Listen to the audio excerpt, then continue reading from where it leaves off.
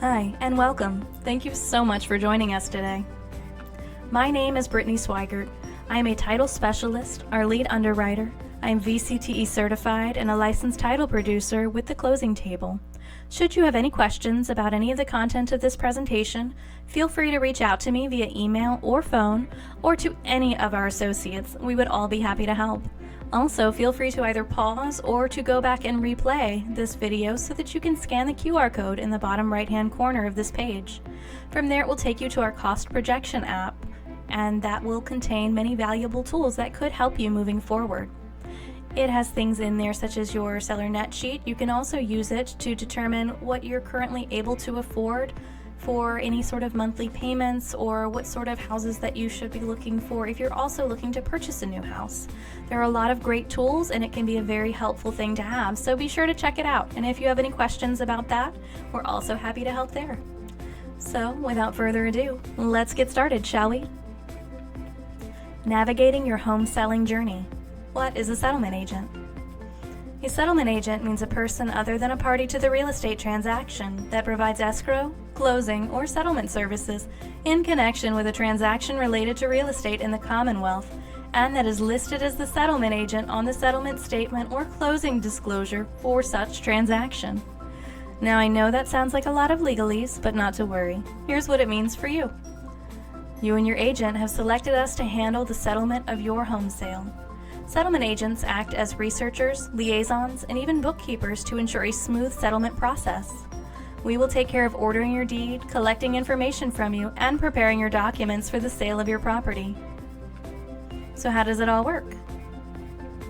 Step 1. You find a buyer. Congratulations! You and your agent have reviewed the best offers and found the perfect buyer.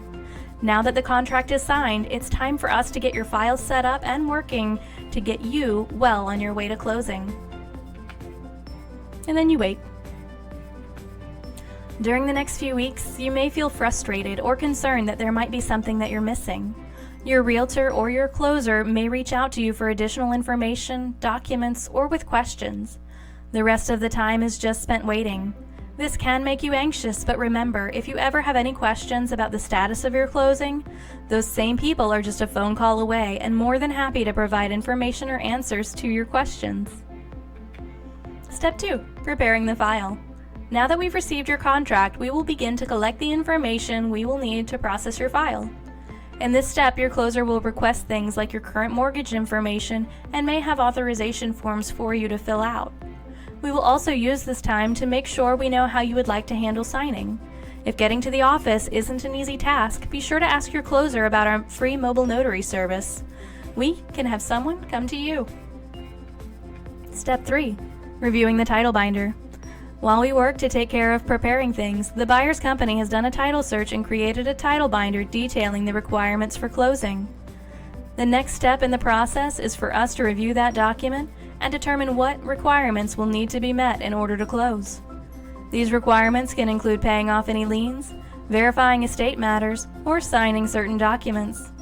The title binder will also contain a section that will set out the recorded documents affecting the property. This includes things like easements granting the owner access to the property, utility easements that may interact with the property, and even restrictions in some cases. If you have any questions about these things, your closer can request copies for you to review and provide information on how it applies to title. Step 4. Processing.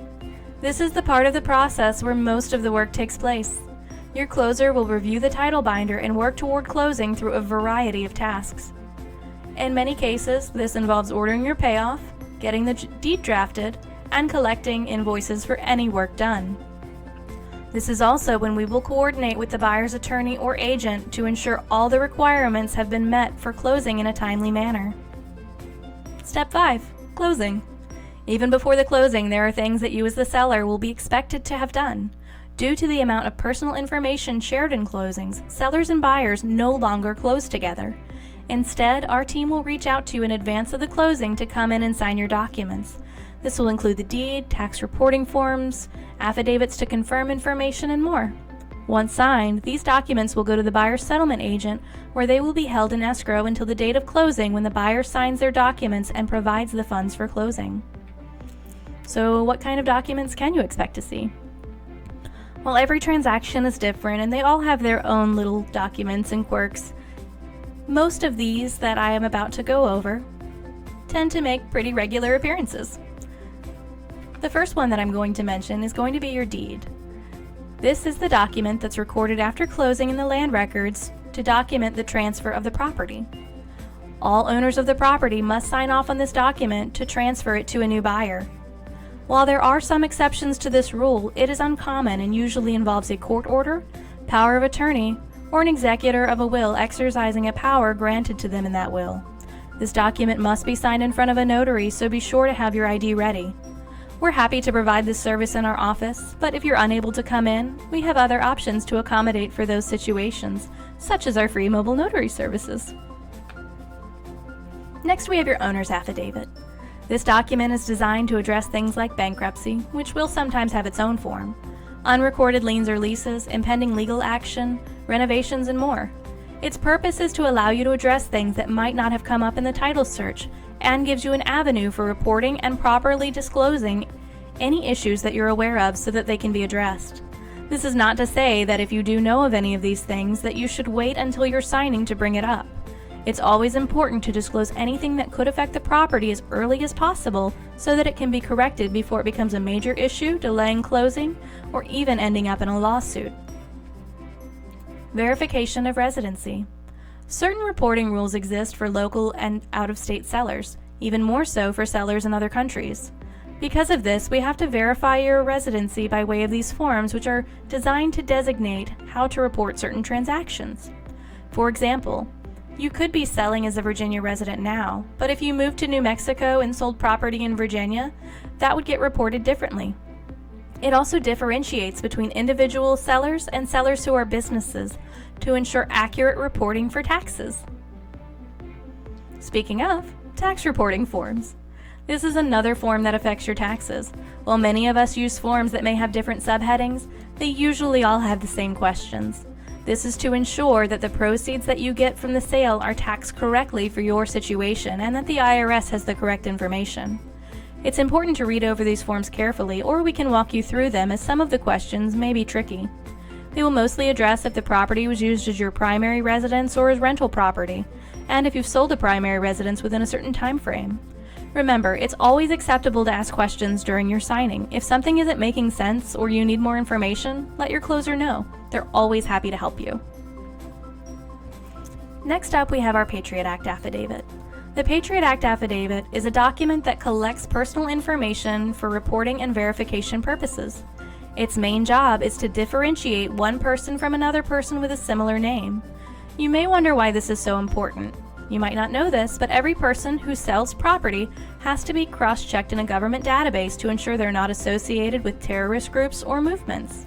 While I've never once had to report anyone because they were on that database, I have had to refer to this document to rule out a client as someone with the same name was in fact on the list. I've only seen this once, but it did give me a better understanding of why these forms could be so helpful. It may sound a bit strange, but it was put in place to keep Americans safe. Next up, we have my favorite form, the disbursement instructions. This one tells us how you want your money. This form tells the settlement agent how to disperse the proceeds from your sale. There are several different ways that you will typically see that you can do this. While some come at no cost, there are a couple that will have fees associated. If you plan to have your funds wired or overnighted to you, this will usually cost anywhere from $35 to $60, depending on who's handling the buyer's closing and what their policies are.